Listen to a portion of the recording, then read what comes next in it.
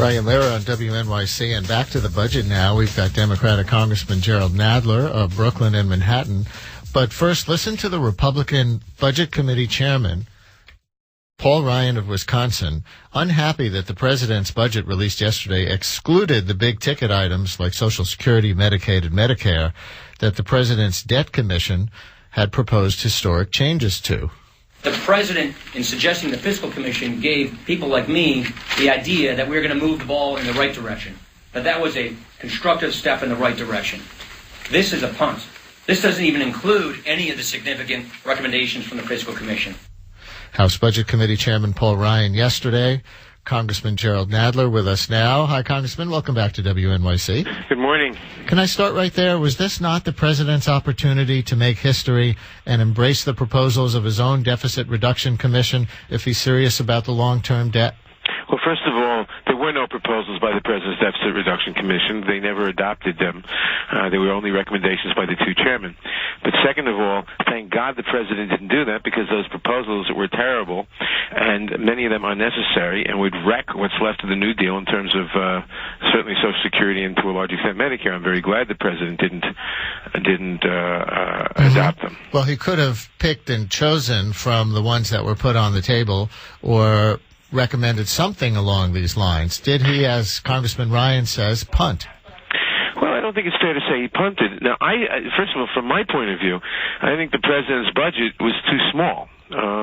Right now, we have a long-term deficit problem. We do not have a short-term deficit problem.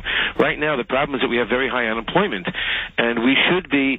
The president is saying let's have money for long-term investment, et cetera. All well and good and excellent, in fact, but we should be not cutting discretionary spending right now, as the president's proposing, or flattening it for 5-year freeze, as the president's proposing, or even worse, what the Republicans want to do, cut it beyond the bone. We should be giving aid to states and local governments, so they don't have to lay off thousands and thousands of people, so they don't have to not hire private contractors to fill the potholes or build the schools or whatever, because that's what's holding up the economic recovery. Is at this point is a shortage of people willing and able to spend money, which includes local governments. And the federal government right now ought to be stepping into that breach, as we did last year to some extent, until the unemployment rates start really coming down, which they're not. Instead, this is going the other direction. Coincidentally, President Obama is holding a news conference this morning, and a short time ago, he was asked about why he didn't include Medicare, Medicaid, other entitlements. Listen to what he said. To get where we need to go, we're going to have to do more. We'll have to bring down health care costs further, including in programs like Medicare and Medicaid, which are the single biggest contributor to our long-term deficits. I believe we should strengthen Social Security for future generations, and I think we can do that without slashing benefits or putting current retirees at risk. And I'm willing to work with everybody on Capitol Hill to simplify the individual tax code for all Americans. All of these steps are going to be difficult. And that's why all of them will require Democrats, independents, and Republicans to work together. President Obama just moments ago. Congressman Nadler, do you want to react to any of that? Well, the only thing that made me nervous was he said we'd have to not increase the retirement age for current, or decrease benefits for current workers, I think he said, or current retirees. The fact that Social Security doesn't contribute to the deficit at all. It's a misnomer to say that it does. It's completely self-funded. It has a small, long-term problem, which is easily solvable by raising the cap on the Social Security FICA tax. But there's nothing else that has to be done. I'm not sure that has to be done. You shouldn't be talking about Social Security in terms of the budget. Now, Medicare. The problem for the long-term budget is not Medicare. The problem is medical costs, whether in the private sector or Medicare. Now, there are two things you can do. Either you can bring those costs down. You can reduce the increase in medical costs generally. And if we do that and nothing else, we basically solve the budget problem for long term. If we don't do that, nothing else will help. But that does not mean that we should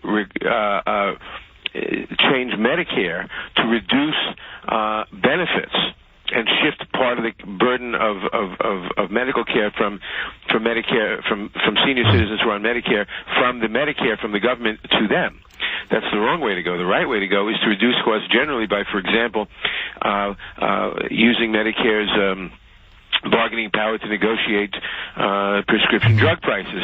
There are a lot of other things we have to do, some of which was in the Affordable Care Act that we put in to start looking at reducing medical costs generally, not just for the federal government. Where is your understanding, or when, I should say, is your understanding of when the president will actually come out with proposals like he was starting to allude to in that clip?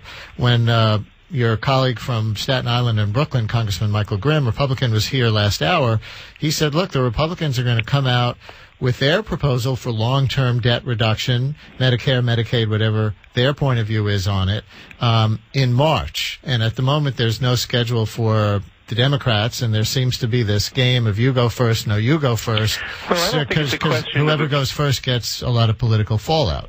Well, I don't think, and deservedly so, if they make terrible proposals. Now, the Republican proposals, which are basically to make Medicare into a voucher system and to make sure that the vouchers don't increase as fast as medical costs, which means eventually senior citizens will be paying most of the medical costs out of their own pocket, as before Medicare was adopted in the first place, is a terrible proposal. Now, I hope the president doesn't come out with any proposal to shift the costs from the government to senior citizens.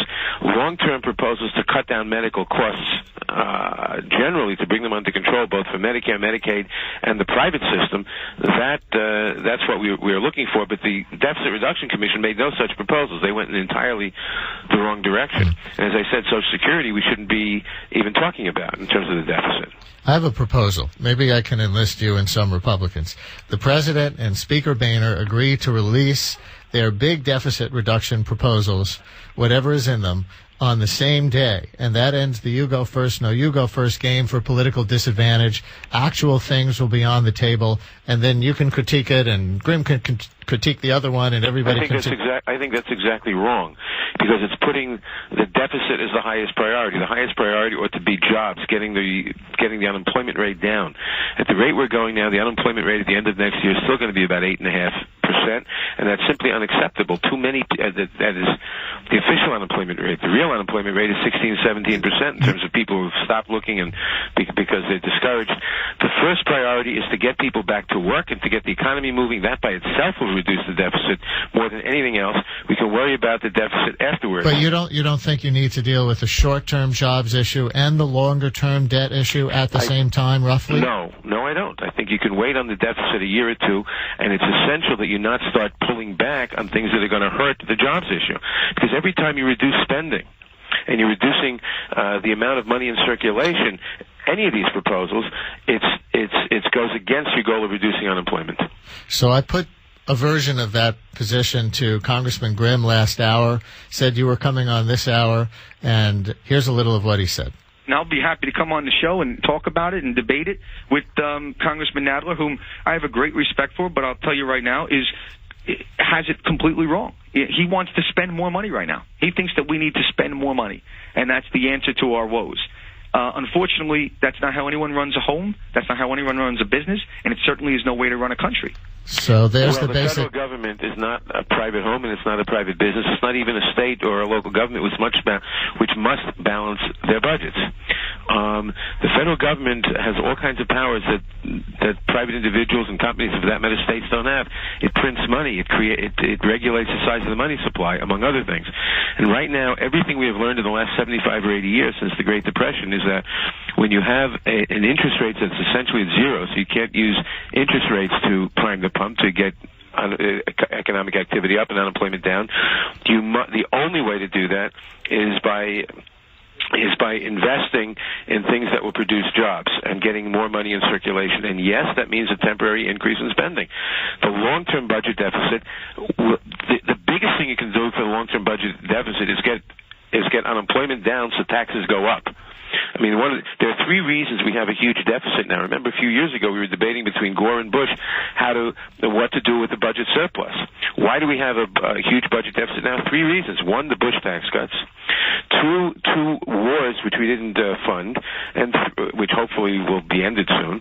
And three, the recession. Anytime you have a recession, it decreases revenues because less income tax, because less income, less sales taxes, etc., and increases the necessity for expenditure for unemployment insurance, food stamps, and so forth.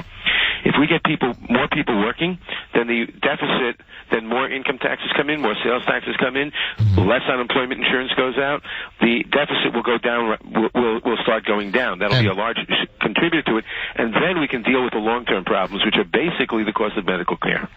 But this $1.5 trillion estimate for the current fiscal year deficit, a record in U.S. history, I believe, is that not of concern? When you said the short-term deficits are not of concern, that's an eye-popping number. They are of concern, but the best way to get them down is to get unemployment down. That will be the best thing to do for it. And to get unemployment down, you shouldn't decrease what's called aggregate demand, the amount of money in circulation that people can spend to buy things that other people are hired to make them, to market them, to sell them, and so forth. Here's another clip of President Obama just moments ago at his news conference, and he seems to agree with you. And our guest is Congressman Gerald Nadler, Democrat from Brooklyn and Manhattan. Seems to agree with you, Congressman, on how to view Social Security. You talked about Social Security, Medicare, and Medicaid. The truth is Social Security is not the huge contributor to the deficit that the other two entitlements are. I'm confident we can get Social Security done in the same way that Ronald Reagan and Tip O'Neill were able to get it done, by parties coming together, making some modest adjustments. I think we can avoid slashing benefits, and I think we can make it stable and stronger for not only this generation, but for the next generation. Medicare and Medicaid are huge problems because health care costs are rising even as the population's getting older. And so what I've said is that I'm prepared to work with Democrats and Republicans to start dealing with that in a serious way. And there's the president agreeing with you that Social Security itself is not the major budget issue. It sounds like he thought that he could break out Social Security as kind of a separate area for deal-making. It ought to be, because Social Security does not contribute a nickel to the deficit. It has nothing to do with the deficit at all. Not so far, but as more baby boomers get old, it will, right?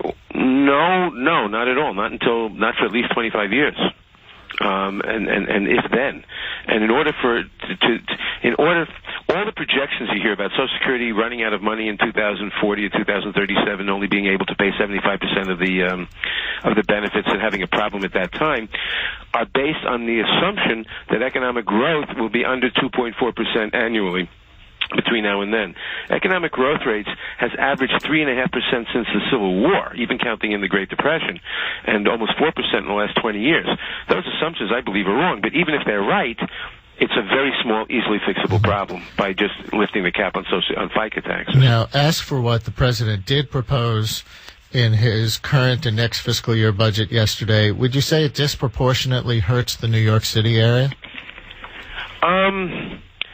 I think the Republican plans in the CR that we're going to do is certainly disproportionately hurts the New York area because the CR is the continuing resolution to fund the rest of this fiscal year until October. The rest of this fiscal year because it murders things like mass transit, and that we are very dependent on. It murders Amtrak. It murders low-income housing, home heating assistance, which the Northeast is dependent on, and certainly New York. The president's proposals, I don't think are, from what I've looked at, I haven't really had a chance to study it yet, but I don't think they are, from what I've seen, I haven't seen any evidence of being terribly unfair. He hits home heating oil assistance, too, doesn't he? He does, to a lesser extent, and that's something we're going to have to change, I hope. And do you think there's opportunity for bipartisan unity on this? Because we did talk with Congressman Grimm about how he and Congressman Peter King have written to their Speaker Boehner protesting some of the urban cuts and Northeast cuts, including heating assistance and Amtrak cuts and the COPS there's certainly a possibility for some of the Republicans to join with us and in opposing some of these draconian cuts and things that are of particular importance to areas like ours, such as the home heating oil and the and Amtrak and mass transit funding, and I hope they will. I doubt the Republican Party in general or the leadership is going to be terribly sympathetic to those urgings. I hope I'm wrong. By the way, how do you understand President Obama, with his Chicago community organizer background, proposing to cut not just home heating assistance to the poor, but also community development block grants? Well, that's something else that is, I don't know why he would do that. Community development block grants are, I think, by far the most useful general aid to cities that we have. And I would very much oppose any cut in that. How do we see their impact in New York City? Well, you see them in a million different ways. You see them in housing. You see them in almost any kind of development that's done, from low-income housing to community health centers. I think get some funds from that. The usefulness is that or one of the points of the usefulness is that they are flexible for decisions at the local level. And let me just get your reaction to the Republican budget that's coming out. You've taken some particular shots at it. Boehner originally proposed, I think, $40 or $58 billion in cuts to the current fiscal year. I thought it was 32. Or different people have different numbers, but it was something in the double digits, mid-double digits, and then others seem to have pushed him to a $100 billion cut in the fiscal year that we're already in, the benchmark being to roll back domestic discretionary spending to 2008 levels. 2008 wasn't that long ago, they will argue. They'll say, does the country really get hurt so bad if we just spend at 2008 levels? Well, the answer is yes, and I think this goes beyond 2008 levels.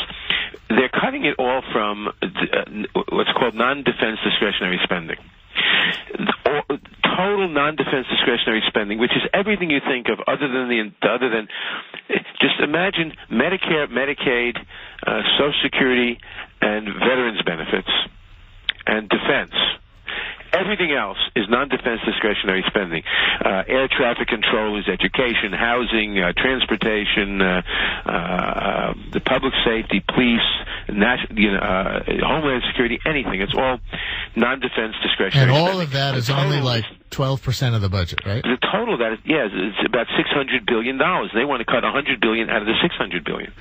And they want to cut $100 billion in essentially half a year, which is at the rate of $200 billion. So out of $600 billion, so it's almost a third in amount, and it would be extremely destructive to the country. I mean, it would take $600 million away from the cops program, which since the mid-Clinton years has provided help to having cops. It would take money away from the FBI. It would gut the women, infants, and children nutrition programs so that more kids will grow up and enter school in a condition where, because of malnutrition, a few years earlier, their brains will not have developed as they would otherwise have, and they'll be slow in school and leading to all those problems. They want to take money out of community development, out of HUD, murders, as I said, transit, high speed, and intercity rail. It's absolutely crazy if you want this country, A, to be healthy, and B, to be competitive in the future. By the way, Chuck Todd from NBC just asked the president, you are asking for bipartisanship. What was the point of the Fiscal Commission where you had that in terms of not proposing long-term debt reduction today? And the president's response was, quote, you guys are impatient. This is going to be a process in the way that it should. So a last thought on the current budget battle, Congressman Nadler? Well, the current budget battle is really is an attempt by the Republicans to roll back everything that we have done in government since FDR, since the New Deal, and to go back to an imagined wonderful world before that. Their constitutional reading is the same, and it's nonsense in a modern urban society, and especially when you want the government to do things to roll back unemployment, to get the economy running, to make sure that our country is competitive. We can't be competitive with other countries if they have a lot of high-speed rail and we don't. If they have a lot of broadband penetration and we don't, our businesses will be uncompetitive.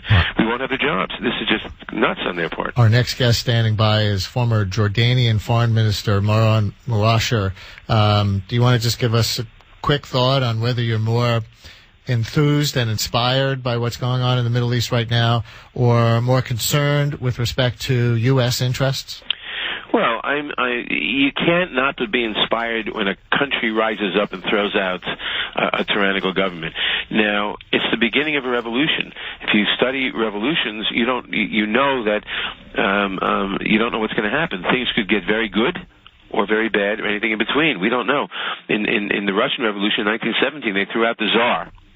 And it might have developed into a reasonable parliamentary country, except you had the Bolshevik Revolution a few months later. We don't know which direction this revolution is going to go. We can try to help the Democrats with a small d there. But eventually this change had to come. Congressman Gerald Nadler, Democrat from Manhattan and Brooklyn, always appreciate your time. Thank you very much. Thank you.